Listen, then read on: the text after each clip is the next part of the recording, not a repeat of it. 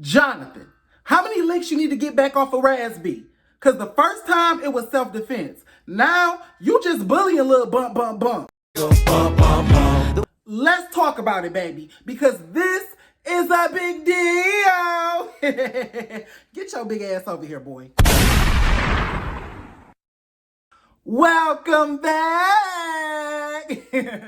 My name is Big Mouth Baby, and this is my channel. If you have not already, go ahead and like, comment, and subscribe, and turn on my post notification bell, girl, so you can be alerted when I upload a new video, girl.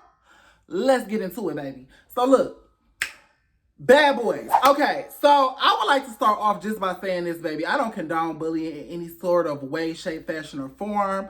So that's kind of the theme gonna be of what today's, topic is gonna be. So let's just skate on through it. So as we get into the episode, we basically picking up where we left off at on the last episode with them in the studio trying to make some kind of song, girl. Now listen, baby. It ain't working. It ain't working. It ain't working. It ain't working. The song ain't working. Y'all ain't working. I don't know what's going on. I don't know who told y'all was rappers. I told y'all on my last review, baby, no. None of y'all was very qualified to do this. Like, the song sounded like trash, boo. Like, I really, honestly, to tell y'all the truth, when I watched the episode and I heard the song, I tried to like it. I really did, y'all. I was like, I want to come and get him a good review because the first season song was the shit, girl. The first season song was lit, okay? So I'm like, all right, I know they're going to do their thing, girl. Let me just, and then it was just. Bad boys in Texas, I run H-Time. Ooh, you fucking with a boss, dripping in product, fuck what it costs, yo. Trash, bitch, Basuda. No. So, Mo City, baby girl, that's your profession. Okay, we're gonna pick you a new profession, okay? We're gonna get you selling dick right away, okay? And take Prince with you. Cause no, neither one of you niggas ever need to touch a mic ever again. And Adonis, no. Go back to selling clothes out your trunk or your car. I don't know what you do, sis. You cute and all that, but like, we don't need that from you. We don't need no more booths. Chef D, I don't know why do you never cook? Bitch, what was you there for? Like, no shade. Like, was you there for moral support? Like, you always just in the mix. You big ass, I want to be down ass bitch. Like, no shade, Chef D. Like, I'm going to give you a little leniency, Chef D, because you had a really positive attitude this episode, and I really like that for you. But girl, like, what was you at the studio for? You ain't even provide no snacks. Bitch can't get an hors d'oeuvre. Like, what's going on? So, as they sitting there fumbling over this song or whatever, Mo City just, he trying his hardest, girl, just fucking up the whole way through. Jonathan just got fed up. He hearing these trash ass niggas on hearing these trash ass niggas on this mic, and Jonathan was like, y'all embarrassing. Said it point blank period, bitch, y'all embarrassing, and walked out. And I'ma just be real with you, Chef D, that whole scene made you like a punk ass. You following him out there, you calling him twin. Oh my God, girl, Jesus.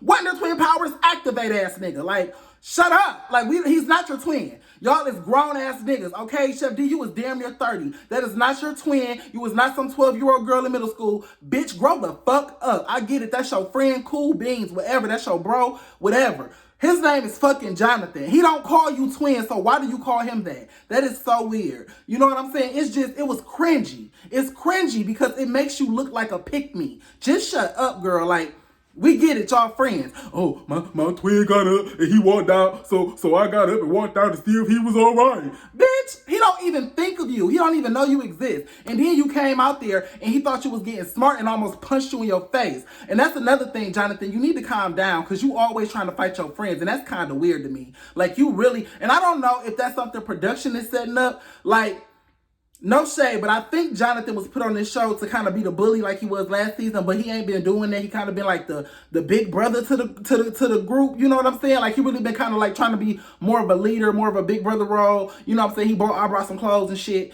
But this episode seemed like production was kind of trying to force him to be a bully. Like, he seemed like he was looking for a fight with any and everybody, girl. And I just was not here for it, but we gonna get back to that. But Chef D, back to your ass. Okay, so the whole scene was cringy. The whole motherfucking scene was cringy. Like, Chef D coming out there, checking up on Jonathan, trying to convince him to stay. You didn't check him when he called the shit. He said y'all was embarrassing. He called you embarrassing. He said all of y'all was embarrassing. You act like you didn't hear him, and that made you look even weaker. So it was just a bad set. It was a really bad scene for you, Chef D. Maybe don't do everything production tell you to do. Maybe just, some shit, you should have went out there, maybe checked on him. Oh, you good, bro? All right, bro, dap me up and walk back in. Maybe not just, kiss ass so much. Maybe not go out there calling everybody your twin. Maybe not just be a little foo-foo dog following Jonathan around. Have some presence when you approach people, Chef D. And that's not me being rude to you or trying to read you. That's me really giving you some real advice. Have your own presence when you approach somebody. Don't feed off of other people's energy so much, because you really do look like a pick-me and you lower your value in that person's eyes to the point where they can be disrespecting you and saying shit like, you embarrassing and get the fuck out my face and all of that shit. And oh, what you say, bitch? And all, like how Jonathan really be handling you. Because he really just be handling you. And I just be like, oof, girl. Oh my God. But anyway, moving on. So, after that, Jonathan Lee, they go back in there, girl, and they think they got one. They think they got it with this song, girl. They think they just... No. So, we get to the next scene, and they on the bus on their way out, oh, girl, I just skipped past Raspy. I'm so sorry, Lil Raspy. I'm sorry, girl. So when the shit came on, girl, Lil Raz, he was outside trying to get himself together, girl. And Carry On, this is before Jonathan even left, before they started with the booth and the rapping and the shit. They in the studio and Lil Raz outside, he mad, his lip, oh my God, baby. It looked like a motherfucking pumpkin, baby. It looked like you had a summer squash in that motherfucking lip. I don't know what was going on, baby. The whole side of his cheek was swole this big. Bitch, the lip was swole. It was swole over here. The cheek was swole over here, bitch. You had a asymmetrical ass thing going on there, baby. And, Kurt Franklin's son, Carry On, he comes out there to check on him, and he can't believe his motherfucking eyes. He like, damn, he packed you up, bitch. He packed you the fuck out. So, yeah, like the truck pull up, and Raspy still high. He's still going, baby. He drunk and he high. He going. And that's the Raspy was high this whole episode. I'ma just be real with y'all. He was, I don't know what the fuck you was off, Raspy. It had to be like some strong ass shit, because you was tripping. Like, Raspy was tripping, baby. It was scary to watch. So, anyway, moving on. Kurt Franklin's son put him in the car, and he he tell the security, like, girl, just get him a bottle of water. Don't get him nothing else, just a bottle of water. And that's how you know, like, girl, he was off a little something. But anyway, so the security take him home. Fast forward, now we back past everything else, and we on the bus. So we on the bus after they leave the studio, and Raspy decides that he want to come show his face again. Bad idea. So when he gets on the bus, girl, everybody's up in arms, bitch. Everybody about to smack this nigga. Everybody about to fight. And Prince lost his cool. And I'm with you on that, Prince. Prince, you been holding your cool all night with this nigga. You was the first person he popped off at. I think you should. I think you should get your one with Lil Raz. I think you deserve it, because he just been going at you all night talking shit. You know what I'm saying? So I wouldn't have been upset if Prince had to hit him.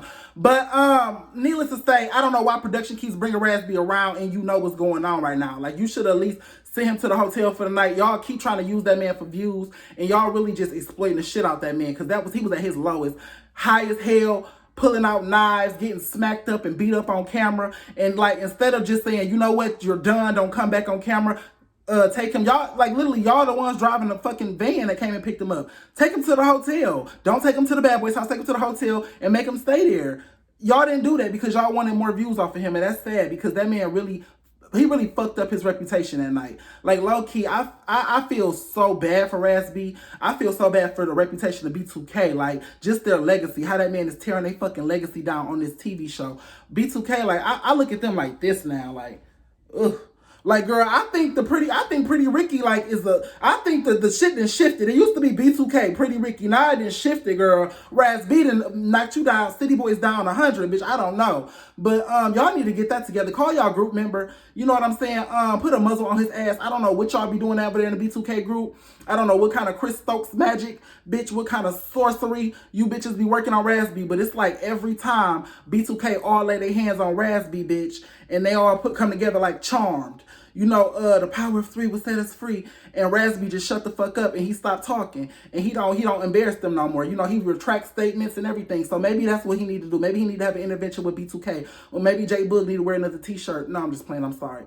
Too far. Moving on. So they get to the club. And after they get to the club, you know what I'm saying? They all in their little section. They diddy bopping and doop, doop, doop, doop, doop, doop, doop. And in strolls Raz B yet again. So Raz B done dapped up Mo City. That's important to remember. He dapped up Mo City. You know, him and Orlando was cool. Lil Duval, you know, Abra, he was cool with Abra. They was dancing down on the floor and stuff. So everything was cool. Until Big Mama walked in that motherfucker. Okay? Big Suge. Knight. Yeah, Death Row, motherfucker. Like, he walked in there. Jonathan. And, you know, he walked in there on bullshit. Straight bullshit. Like, bitch, he looked like bullshit from the moment he walked in, bitch. I said, oh, he on some bullshit. He on some bullshit. He was on some bullshit. So, he came over there, you know, in the section. And, girl, he started doing his little diddy bop. And you know when Jonathan started dancing and smiling, bitch. No shade, but it's like a sadistic ass smile. When Jonathan be dancing and smiling, it don't be like a, hey, let's get it. It be like a, I'm about to kill a bitch. And that's what it was giving. Like, he was dancing and smiling, but Razby tried to extend his hand out to him. And, like, he just turned his head and he kept dancing and smiling, but he was pushing people. Yeah, that was kind of weird. Like, I didn't understand that. You know, you was bumping Orlando and stuff like that. And, like, but you had a smile on your face, girl. What's going on with that? You know, like, inside, like, you know, it's giving very much. So, sorry. So, anyway, girl, moving on. So, out of nowhere, Jonathan just getting drunk, girl. He knocking back shot after shot after shot after shot. And out of nowhere, he just decides, like, bitch, I want round two with Lil B, with Lil Ezell. You know, and it's like, it's at this point, it's giving why. Why? Jonathan, you like 3 times this man's size. You know you're going to beat his ass. Razby can't fight. Why are you bullying this man? He's clearly in the middle of a drug-induced mental breakdown. Like, this nigga is literally in real time, as we speak, as the cameras roll, as we watch, having a drug-induced breakdown, and you just keep running over there hitting this nigga. So he moved Orlando out the way. Excuse me, miss. Walk past Orlando and just bop. Like, sock the shit out of Razby. Now Razby has a black eye. Now he has a fat cheek, a fat lip, and a black eye. And, you know, Razby trying to get his lick back. And as Razby trying to swing, you know, back, or no, he wasn't swinging. Was he? No, he wasn't swinging. He was just looking puzzled and confused, you know, and I guess trying to look like he was going to do something. And out of nowhere, like, Lil Mo City, mind you, the one he just dapped up when he walked in the club. Lil Mo City is, we see a little hand just boop, boop, boop. Like, Razby turned around, this Mo City. What the fuck were you doing, Mo? Like, bitch, what was you doing with that little ass hand, girl? What was you doing? It was like the hand off the Scary Movie 2, that the handler had, bitch. It looked like that hand was by. What the fuck was you doing? Aren't you a boxer? Bitch, if you want to hit somebody, Mo City. Like, you always jumping in some shit when somebody else got something going on or when it's a security in the way. You real pussy. And I don't like that for you. You know what I'm saying? You already light-skinned, John B kind of flavor type nigga. And then you gonna do that kind of weird shit too. You just weird. And on some real shit, I've been noticing in your confessionals, your voice get a real light sometimes. So I'm starting to wonder, bitch. You making me wonder. But we gonna keep you in our peripheral, motherfucker, because that was some weird shit. I don't even like Razby, but girl, that jumping shit on somebody who is literally half y'all size, that's weird. And the thing about it is, y'all always do that when Jonathan's fighting or when Jonathan hits somebody. Y'all wait for Jonathan to hit somebody and then y'all want to be tough. That's weird. You're weird. I don't like it. So, back to you, Jonathan. So they all get outside or whatever like that. And Jonathan, like I said, he was looking for anybody, bitch. It wasn't just Razby, because Orlando was over there talking shit too, talking about, you know, we ain't supposed to do this in public. And he's right. Like, what the fuck? This is a booking. Y'all got paid to be at a booking. Why would you swing on somebody and you're getting paid to be here? That just fucked up y'all money. So, what? Like, Jonathan, you tripping. You was drunk and you was out of line. And the thing about it is, as a boss, you got to know when to say he was wrong. But that's why I think that production set that shit up, because he was too cocky in that moment. And then in the confessionals happened after the show. So you still backing this shit up in the confessionals, which make me further think that production had him on that shit. So Adonis came over there to check on him, like, what just happened? He pushing Adonis. I don't know, get the fuck on. Like, yelling at Adonis, like, you just trying to, you know what I'm saying? He talking to, who's he talking to? I think he was talking to Chef D or somebody, talking about he was about to hit Orlando, talking, this bitch can get beat up if he don't shut the fuck. Like, what is you doing? What are you doing? Like, I don't understand what what you doing. Like, you ain't got no, like, I understand you want to get active. I understand that. Honestly, to tell y'all the truth, y'all probably should have put somebody on the show who could have tussled with Jonathan. Y'all should have put another big nigga who could fight on the show or whatever like that. No shade to Chef D, but girl, you really ain't the one to tussle with Jonathan. Girl, you scared. Girl, you scared than Orlando, bitch. You scared than Raspy, girl.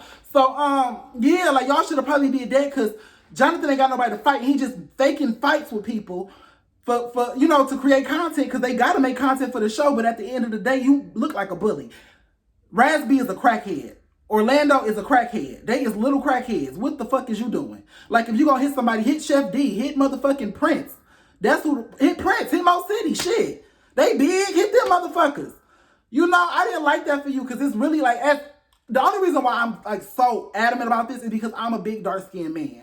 And as a big dark-skinned man, I know how easily it is, you know what I'm saying, to be perceived as a bully. And when you start getting that motherfucking title across your chest, them bully letters, baby, people get real scared to be around you. If you already black. We already black. Then you a man.